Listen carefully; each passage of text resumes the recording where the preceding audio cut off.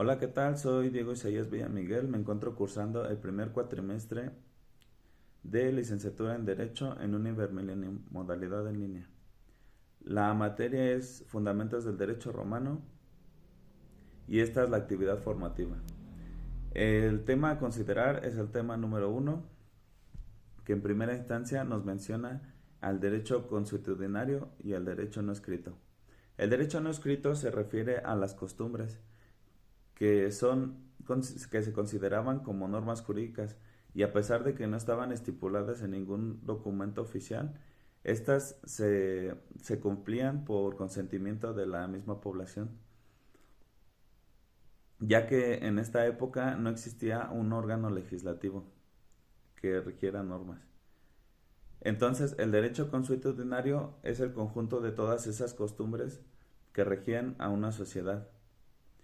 Y estas costumbres llegaban a ser o se llegaban a considerar como necesidades jurídicas.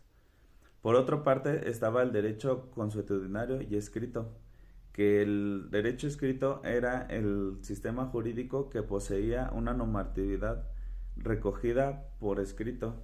Esta se llegaba a poner en ocasiones a los usos y costumbres que daban origen al derecho consuetudinario. El siguiente tema que nos menciona son sobre las fuentes del derecho romano, que son cinco.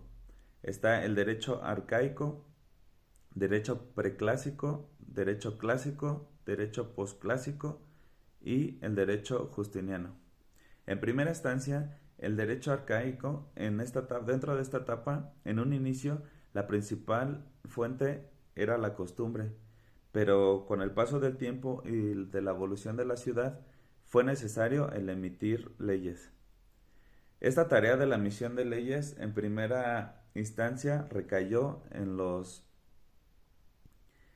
comicios, que estos eran los encargados de aprobar las leyes que el mismo rey proponía.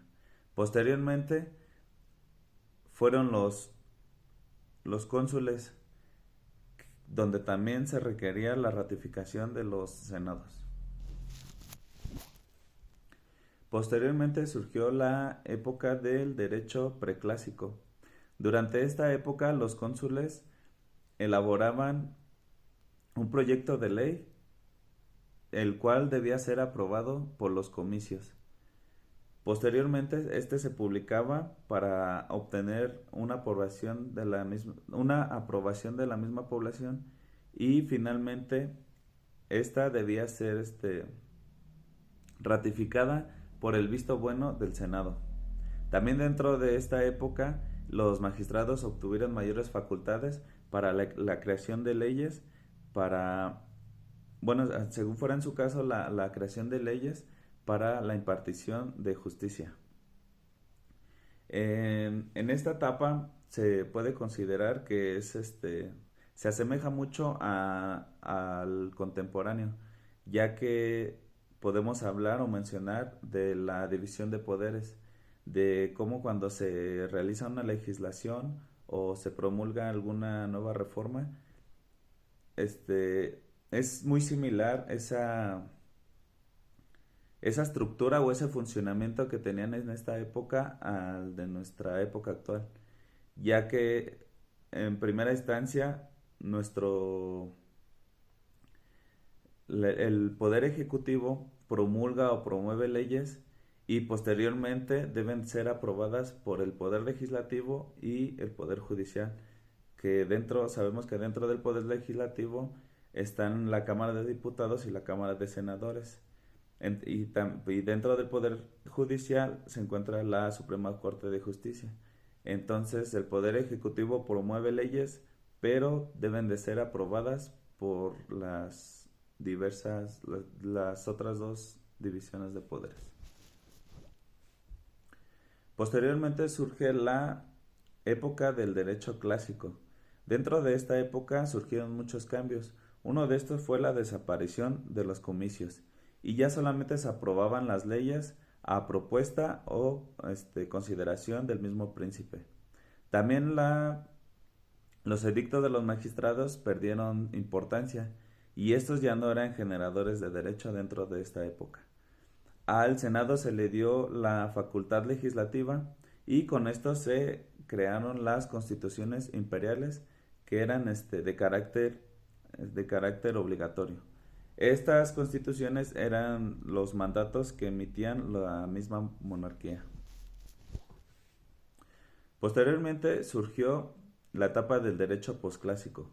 Dentro de esta etapa, las constituciones imperiales obtuvieron una mayor fuerza, un mayor poder dentro de su estructura por parte de sus dos grupos de fuentes, el derecho jurisprudencial y las leyes, que estas eran las normas que emitía el mismo emperador, y con esto perdió bastante poder lo que era la costumbre y la jurisprudencia.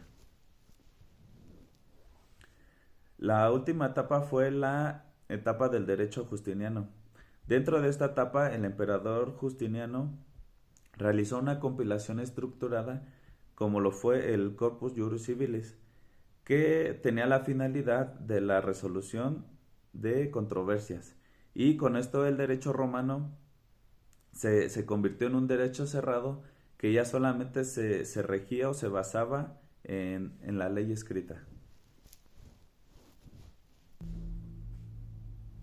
En el siguiente tema nos menciona los principales principios del derecho romano, el cuales son tres: son el vivir honestamente, el no dañar a los otros y el dar a quien lo que se merece.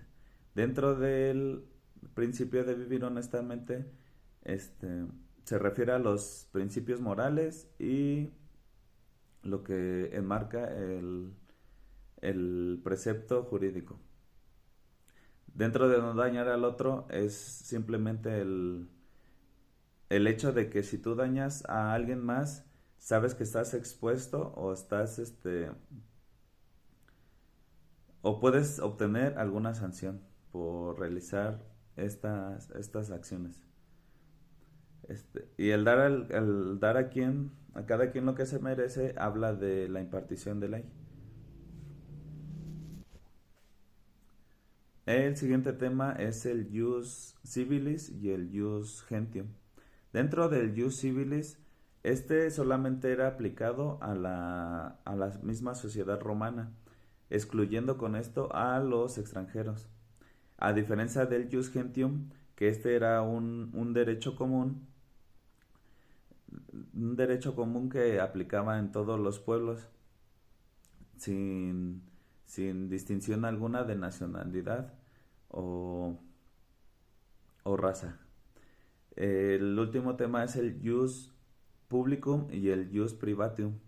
El primera instancia del Jus Publicum, esta es aplicada al ser humano en su sentido o en el sentido de ser perteneciente a una sociedad, a diferencia del Jus Privatum, que este solamente aplicará en este derecho solamente le confiere a, bueno, este derecho se lo confiere la ley al humano en particular. Entonces podemos decir que el Jus Publicum le compete le compete al individuo como partícipe de una sociedad, y el Jus Privatum solamente le compete cuando es en particular.